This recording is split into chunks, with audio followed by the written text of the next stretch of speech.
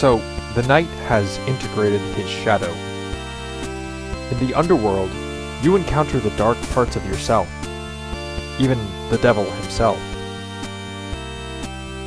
And if you can tame and incorporate these darker aspects of your nature, rather than being consumed by them or afraid of them, you become the hero who passes the threshold.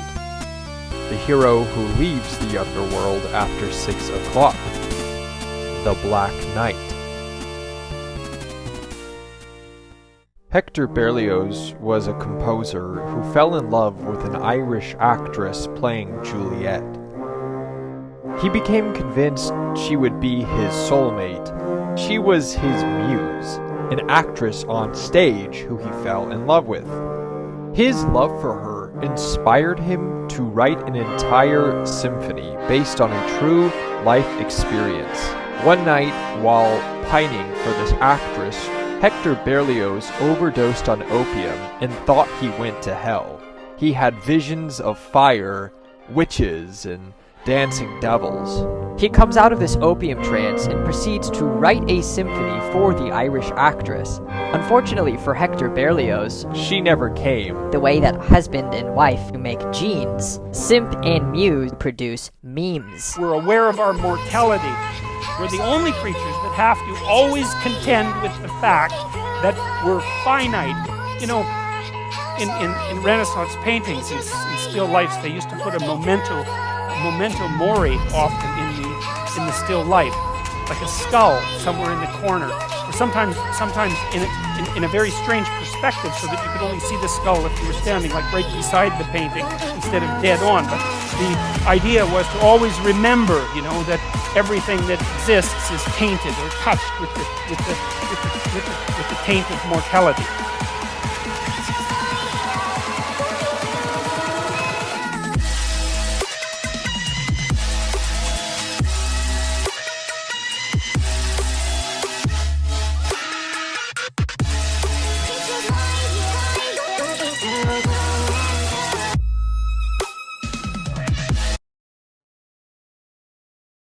The Scene Kid is a cadaver. It's a reminder of life and death in life. They choose to roar, laugh, loll, and ruffle regardless of the pain of existence. The Goth Kid takes symbols of death and turns them into symbols of comfort.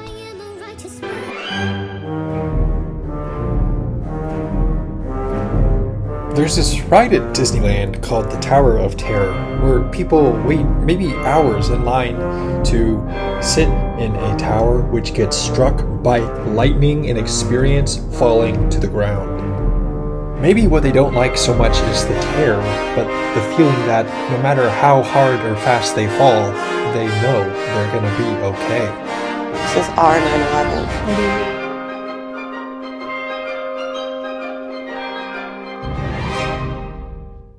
One time I had this dream that an old graybeard, like the old graybeard from Skyrim, came to me with a book of symbols, and he asked if I wanted to know what any symbol meant, and I said the Black Panther. He proceeds to tell me the Black Panther represents the cultist inheriting the line of king.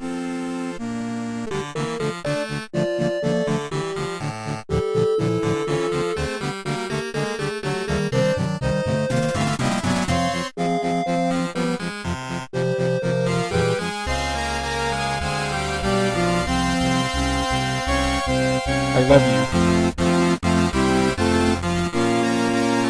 All women are queens. If she breathes, she's a god! Ah!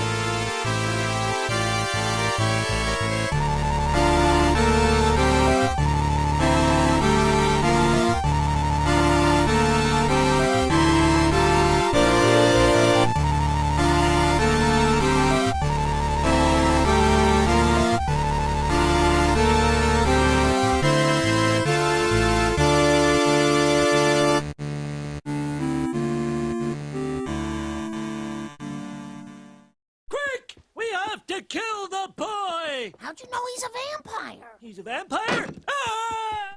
I want to talk about vampires. Something interesting about vampires is that you have to let them in. To come inside, they try to seduce you.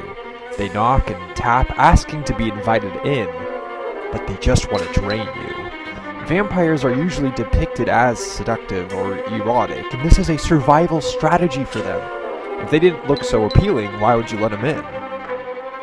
In this way, the vampire reminds me of another glass of wine, which looks so tempting, but it just leaves you drained. It's up to me, though, to let it in. By the way, it's not actually wine that we like, but wine inside of us. Similarly, do I really like the other, or do I like the other merged with me? Okay, I forget. There is, however, a type of person who goes out and seeks the vampire to slay them, the vampire hunter. These people embrace fear and descend into the underworld, into the night, into Dracula's castle, equipped with holy symbols like the cross and holy water. These people are able to encounter the underworld and overcome their own fear to slay the evil. Buffy the Vampire Slayer is one such vampire hunter. I watched this movie recently and noticed it's a retelling of Arthurian legend. The hero is reborn in this generation with a divine purpose which protects them. Only they can encounter and defeat the evil that nobody else can or will. And it's, in a sense, their divine purpose which protects them and their descent into the underworld.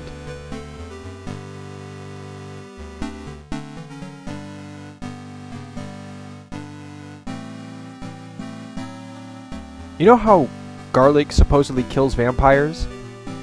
This is because vampires are like blood-sucking parasites, and in olden days, if somebody had a parasite, say in their stomach, which was draining them of their vitality, they could eat a bunch of raw garlic to intoxicate the blood enough and kill the blood-sucking demon, or bedbug, whatever it is.